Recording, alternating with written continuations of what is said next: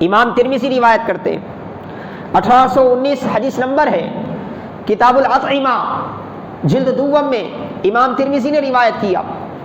راوی روایت کرتے ہیں رسول اللہ صلی اللہ علیہ وسلم کی بارگاہ میں رات میں ایک مہمان آیا، رات میں ایک مہمان آقا علیہ السلام کی بارگاہ میں آیا۔ مہمان نوازی کرنا اسلام کے خصوصی اقدار میں سے ہے، اسلام کے خصوصی اخلاق میں سے ہے، اسلام کے خصوصی امتیازی پہچانوں میں سے ہے۔ آقا علیہ السلام کی بارگاہ میں آنے والا وہ جو مہمان تھا وہ آپ کا کوئی رشتہ دار نہیں تھا، وہ آپ کا کوئی دوست نہیں تھا، وہ آپ کا کوئی ہم مذہب نہیں تھا، وہ ایک کافر تھا، وہ ایک کافر تھا۔ رسول اللہ صلی اللہ علیہ وسلم کی بارگاہ میں آیا، مہمان نوازی چاہیے، آقا نے اسے اپنا مہمان بنا لیا، آقا نے اسے اپنا مہمان بنا لیا۔ رات کا وقت تھا، اس کے کھانے پینے کا انتظام کیا گیا، اور وہ دور میں غذا کے طور پہ کھجور استعمال ہوتا تھا، غذا کے طور پہ اونٹ کا گوشت استعمال ہوتا تھا، غذا کے طور پہ دودھ مستقل طور پر غذا کے طور پہ استعمال ہوتا تھا۔ ہم الگ سے پیتے نہ دودھ، لیکن اہل عرب کے پاس آج بھی دودھ ایک مستقل غذا کے طور پہ وہ استعمال کرتے ہیں، اس میں وہ ساری صلاحیتیں موجود ہیں جو ایک غذا کے طور پہ ہم جو کھاتے ہیں نا، اور ہمارے اندر اس غذا کی وجہ سے جو قوت پیدا ہوتی ہے وہ ساری صلاحیتیں دودھ کے اندر موجود ہیں۔ اسی لیے رسول اللہ صلی اللہ علیہ وسلم کے زمانے سے لے کر آج تک اہل عرب میں دودھ بطور غذا کے استعمال ہوتا ہے۔ ہمارے پاس بطور مشروب کے، بطور شربت کے ہم پیتے ہیں دودھ کو، لیکن اہل عرب بطور کھانے کے استعمال کرتے ہیں، اس کو کھانے کی جگہ دودھ پی لیا جاتا ہے۔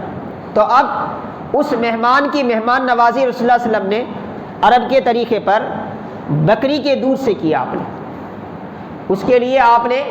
حکم دیا، ایک بکری کا دودھ پورا کا پورا لایا گیا، مہمان کو پیش کیا گیا،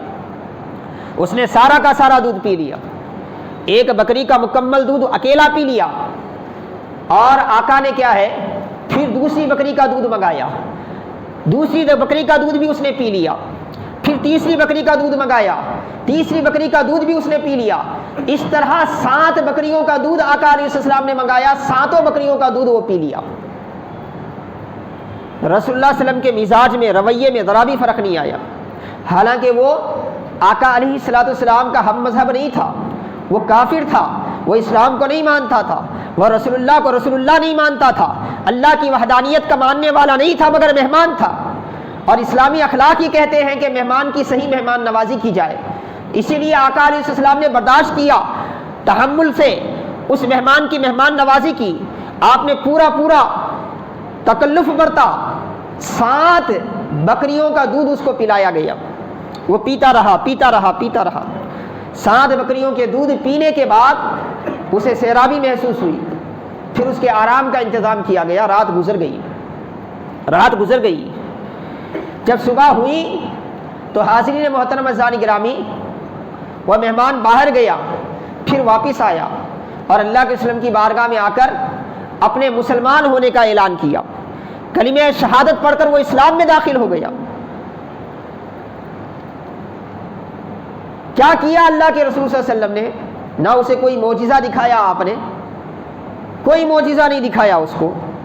نہ رات بھر اس کی ذہن سازی کرتے رہے کہ بھئی تو اسلام کی طرف آ، اسلام کو قبول کر لے، اسلام میں یہ خوبیاں ہیں، نہ آپ نے دعوت دی، نہ آپ نے معجزہ دکھایا،